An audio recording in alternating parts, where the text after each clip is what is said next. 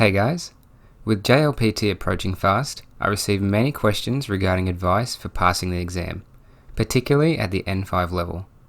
So in this video, I decided to compile what I believe to be 5 of the most important tips and tricks to make sure you are prepared and confident to receive a great score and pass the JLPT N5 exam. Keep in mind, most of these tips will help you pass any of the levels, but these are more tailored towards the beginner and intermediate levels of the Japanese language proficiency test. Okay, so tip 1 is going to be learn your Hiragana and Katakana. Now this might seem extremely obvious to most of you, but making mistakes with reading and writing the Japanese alphabet makes up a huge portion of the errors in the JLPT.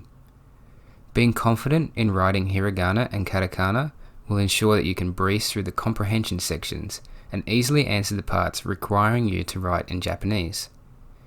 Hiragana and Katakana can take you no longer than a few days to memorize, but make sure you are able to write them down as well. I also suggest you know all the combinations that can come from adding the maru and tenten, as well as with the addition of ya, yu, and yo. If you are having trouble with learning the Japanese alphabets, I suggest you set your phone or desktop background to a Hiragana or Katakana chart.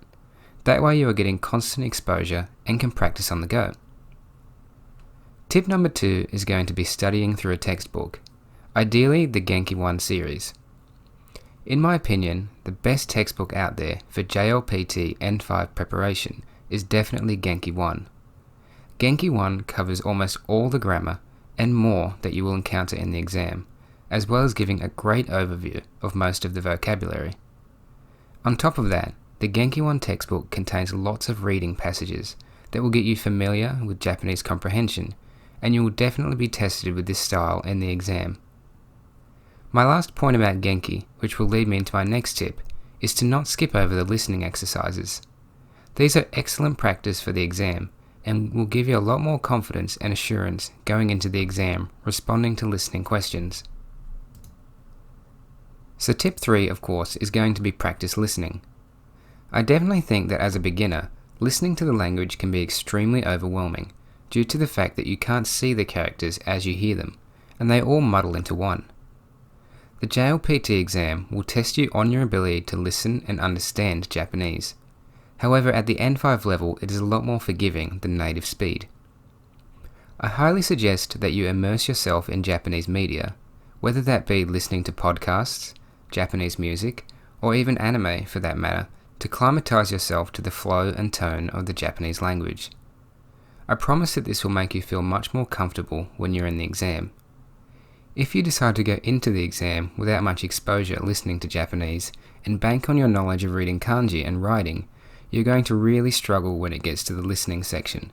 So do yourself a big favor and listen to the Japanese language one way or another. For my 4th tip, it's going to be studying the appropriate vocabulary. The JLPT N5 level exam consists of about 700 different words.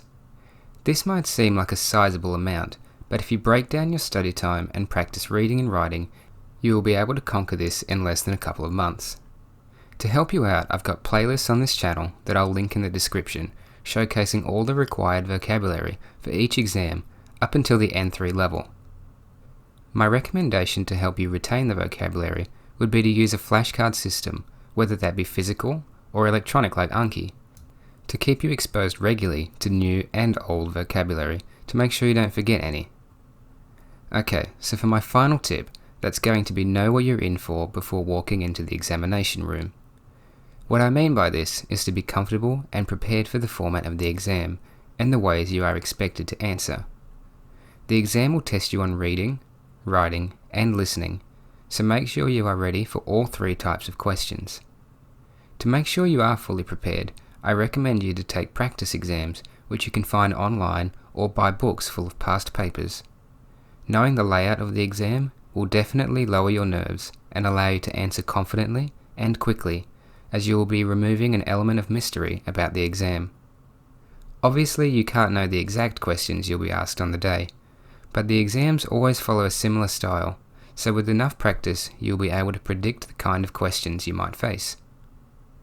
And that's it for my top 5 tips for passing the JLPT N5 exam.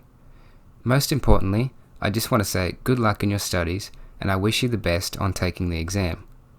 Be sure to choose the level of exam that's appropriate for you and continue to study hard and reach your goals, whether that be to pass the N1 exam or to converse easily with a native. As long as you are setting goals for yourself, you will never stop progressing. Anyway guys, that's all from me today, and I'll see you in the next video. Mata ne!